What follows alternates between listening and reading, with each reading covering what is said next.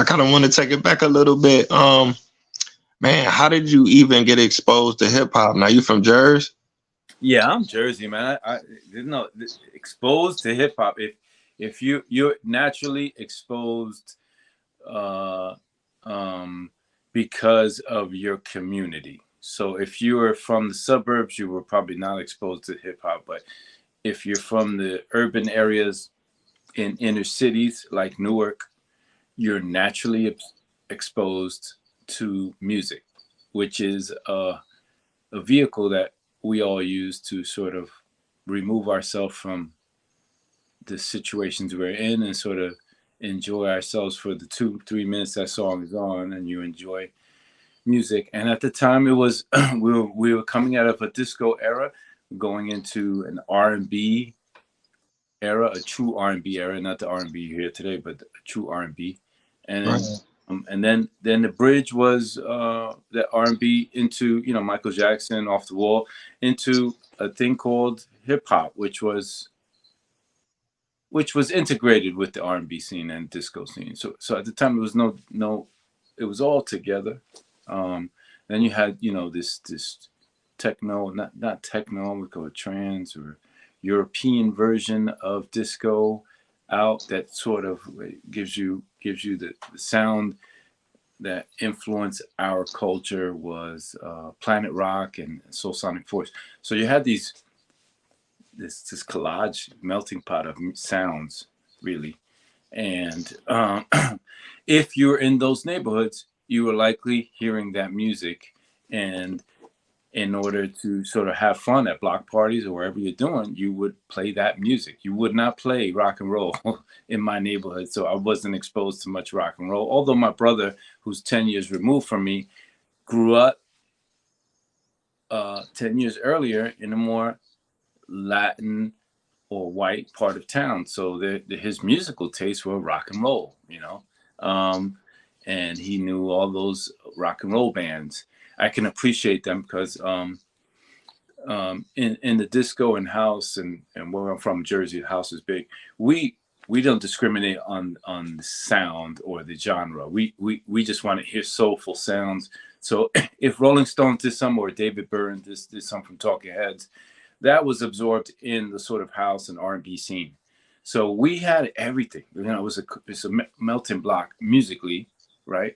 But if you are in those neighborhoods, you just naturally were exposed to it, and it just seeped into your system. So I seen the beginning of hip hop, very very beginnings of it, and it became part of my DNA. So with that comes, with that comes uh, hip hop, comes MCing, comes b-boying, comes graffitiing. Those pillars of hip hop, which are have been described many years, over all the generations.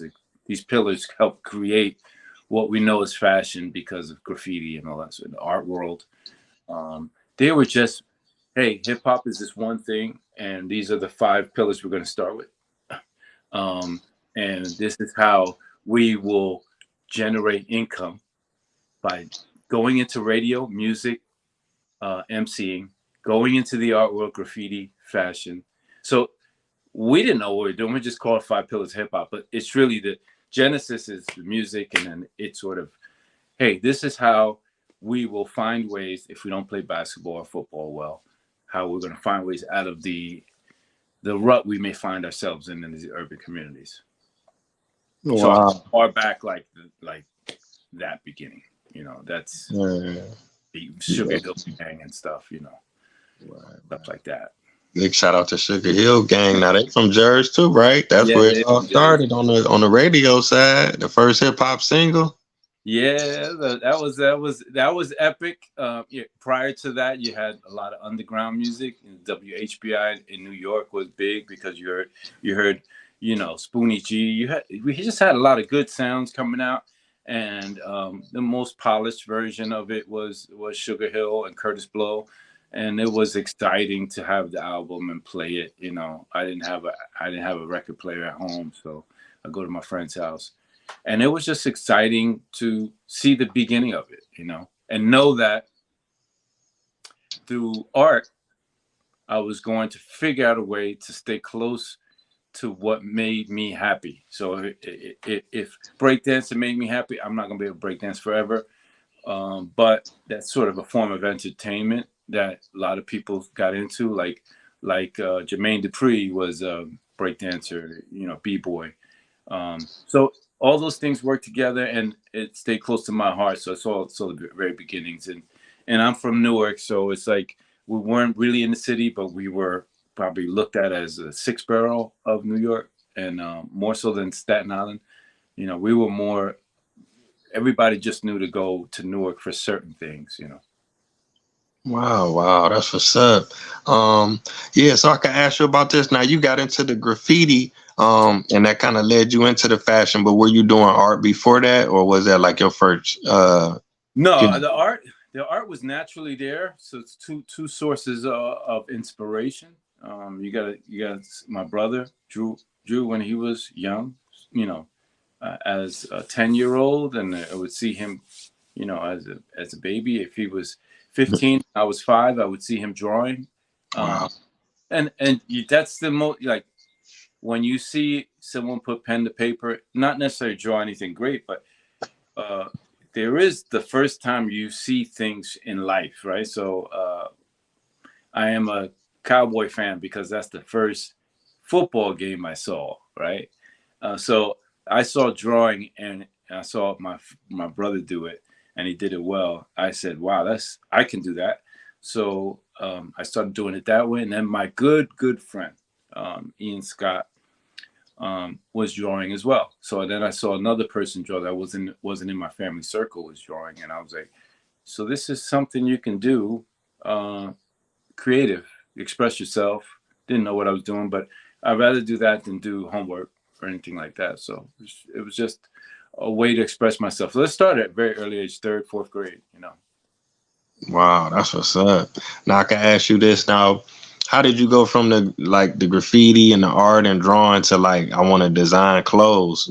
How do you make that transition? Very, very well thought out process, right? So and whoever's listening, just understand that hip hop is so fresh and new on the scene. This is 1983, 84. I am breakdancing heavily every weekend. And we had a crew of maybe 6 guys, 5, 6 guys. And we ain't make no money. So, but what we would do is a big thing at parties that would draw crowds would be doing a breakdance competition. That would bring people to the event to pay, and then there's a prize, right? So we would show up anywhere there's a ability to win a prize so that we have money in our pocket.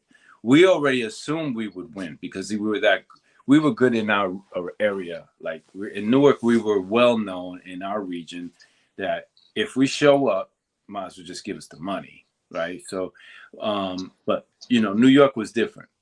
New York was slightly different. New York was we conquered our area, and then there was in 1983 and 84 and 85 there was these things called Swatch Watch competitions, and those things were televised on Fox or Pix, and they were shown on a Saturday afternoon or Saturday night, and it was filmed at the Roxy, world famous Roxy, right? So we knew that while we're breakdancing, we're listening to hip hop, we are winning certain things, and it's just pocket money. So we would go to the city on the weekends and make money in Washington Square Park, and we saw we were good, better than as good as everybody else you would see out there. Right? But you would see people out there, like famous people, comedians. It was a different era, and you would go out there, and so you start making money, and then you start exploring. Hey, there's potential. What is the next step?